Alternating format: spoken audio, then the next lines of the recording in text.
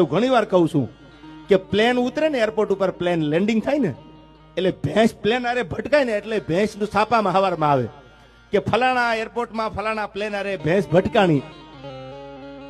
શું કામ કે ભટકાણી પ્લેન આરે એટલે. બાકી અમુક ને નામ લેવા પડે, બાકી ભેંસના પેટના ને ઓળખે થોડા કોઈ યાર. અમુક નામ વટાવે ને માર્કેટમાં તઈ તો એના વિડીયો કોક જોવે યાર, તઈ તો ખદડી નામના ફોલોવર્સ વધે. બાકી પોતાના પગ ઉપર ઉભા થાય તો મરદના દીકરા કહેવાય યાર.